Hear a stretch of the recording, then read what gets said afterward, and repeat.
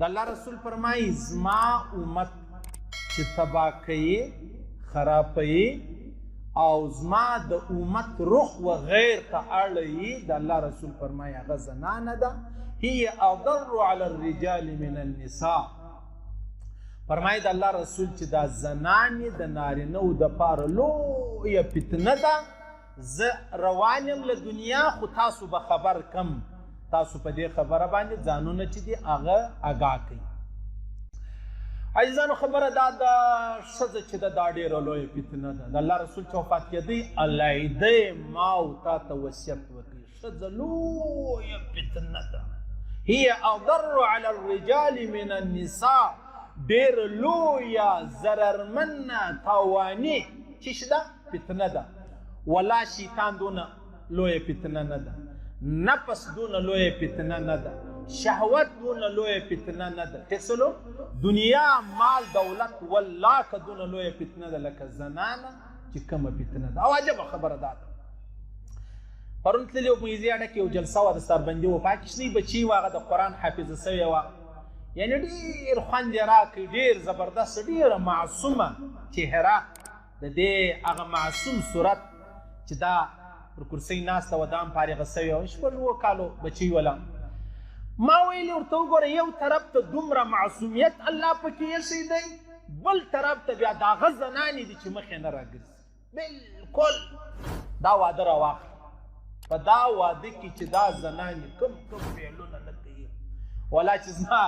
د ماښام د واده کیسه درته وکړم چې د لې ماته نږدې ودونه و، د دا ماخستنه څه د دوی خبرې شروع شوې، دا موزیک، دا غزل، دا نور، دا نور، والله خو به اذانونه شروع کړه د دوی موزیک بند شوی. څه کیسه ده؟ یعنې که زه ویجیټاریان یم چې هره زنانه ووینې دا به بیماره وي، د چا سر خوږېږي، د چا اړخونه خوږېږي، د چا ملا خوږېږي، د چا ګوډې خوږېږي، خو د هغه باوجوده بیا چې ماخستن و دریا ته کښېنسته د سهار به راولاړېږي.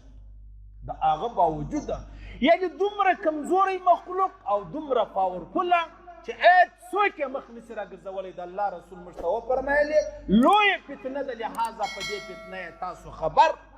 واتقوا النساء فإن أول فتنة بني إسرائيل كانت في النساء. د الله رسول فرمایي بني اسرائیل الله د زنانې د وجې هلاک کړو، تباه کړو،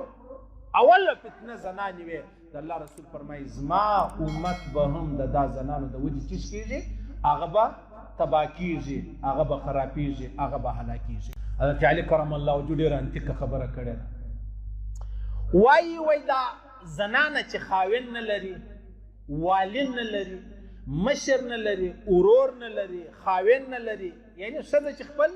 ولي نه لري، کومه ښځه چې خپل ولي نه لري،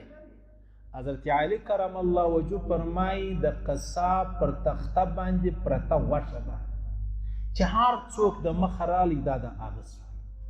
چې کومه زنانه ورور نه لري، پلار نه لري، خاوند نه لري، زوی نه لري، یعنې ولي نه لري، ولي بس هسې ازاده ده، انجیوز والا خو در معلومیږي ازاده ده. دا حضرت علي کرم الله وجهه فرمایي د قصاب و مخته پر تخته باندې پر هغه ټیبل یې بولي، هر شی چې بولي، پر هغه باندې پرته غوښه ده چې هر سړی د مخه رالی، که نر رالی، که نوشځی رالی، که کافر رالی، که مسلمان رالی، که سک رالی، که رافضي رالی، که قادیانی رالی، دا د هغه صحیح سو. دا حضرت علي کرم الله وجهه فرمایي ولګوه اندازه ولګوه. د الله رسول فرمایي چې زنانه انتهایی لویه فتنه ده، انتهایی. پیر، آغا، سید، سپینږیری، متقی، الله والا په هیڅ صورت نه دې فتنې څخه نشي خلاصېدلی، په هیڅ صورت.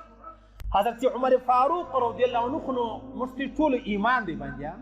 امیر المؤمنین، خلیفه و د الله د رسول، او څونه د ایمانه ډک چې ټولې دنیا ایمانونه په یوه پله کې واچوه، د ده ایمان په بله پله کې واچوه. والله داسې ورځ راغله چې دی د کور مخته ناست و، دننه کور ته نه تلي. ولې نه ځې؟ زما کوروالا تللی ده د پلار کره یا د ورور کره، زما لور یوازې د په کور کې ما ته خوند نه راکوي، خوند چې زه چیش وکړم، زه په کور کې یوازې سم ما ته خوند. ای لور، حضرت عمر فاروق رضی الله عنه زموږ هغې وروره 15 کلن زوی دی 15 کلن لور ده په یوه کمره کې لا در اوسه پورې په اسلام کې دا شته په اسلام کې دا شته منم غریبي ده منم کمزوري ده منم ابله زی والک راول خبرې دونه ډېرې دي چې درته ویې کوم والله که یا به ماجت پرېږدئ ټیک شو یا به نو بیا هغه مړم راولئ ستراسه د املا خبرې واورئ پر امیزي اډې له تللي وو نو امیزي اډه کې خو نو بغیر د غلا بغیر د قتله فضایل د قرآن و مال د قرآن به یاره پرېږدو ته غلا چې کوې غلا څو ثواب لري څو ګناه لري دا ته چې قتل کوې دا څو ګناه دا خبرې به وکړو دا څه معنا ده هلک رالی خبره دا وله ویلې ول زما اکا اولاد نه درلود اکا یې اولاد نه درلود نو دا ورور را ولاړ شو دا خپل زوی یې و خپلې ورېندارې ته ورکړ کله کله دا زما خبرې اوس ښځې هم اوري هلته خاوند هم ناست وي کور والا هغه دی چې دا اوس مولوي صاحب څنګه خبره وکړه زه اوس په دا نه یم خبر چې زما خبرې زه څنګه وکړم او غواړم چې ستا خبره کړم دغه چشنی خپلې د اکا کور والا را لوی کړي نو خو زوی زوی بیا داغه کو دا د چې نو مور بلله موره زویه نو خو لوی سو ځوان سو نن خبره دا راله چې د خپلې دغه ښځې سره د بدفعلي چې دغه وکړه هغه مور دا زه والله که د نیویارکو د کینیډا کیسې درته کوم والله که د مستون کیسې لا والله که درته کوم دا د دې ښار کیسې درته کوم حضرت عمر فاروق وایي زما لور په کور کې یوازې ده ما ته خوند نه راکوي چې زه هلته ورسم وای توبه استغفر الله صحیح شو ولګوه د دې خبرې اندازه ولګوه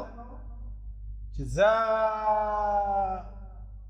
تا ته کومه خبره کوم دا رقم چې زه یو لس نورې درته وکړم دا سپین ږیري والله ولاړ چې مولوي صاحب بس که دا خبرې بس که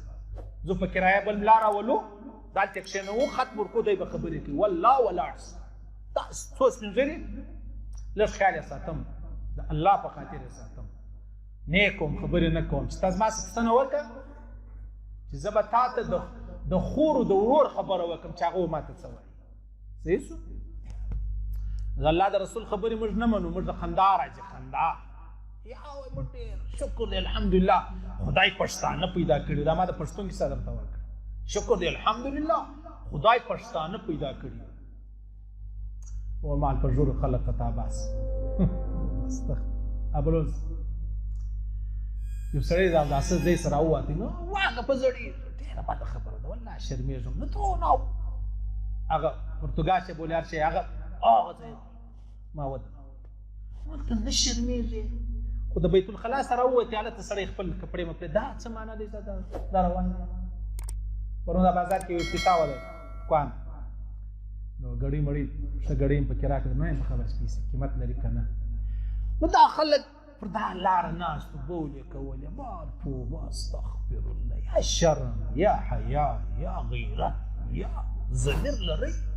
هغه دونه زنان بیا خانداران ته مال ته په جهنم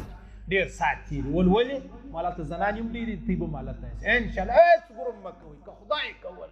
د الله رسول فرمایي په جهنم کې به چیش ډېرې زنان او مالداره خلک دا دواړو په جهنم کې ډېر د دواړو به ښه ساعت سره تېروي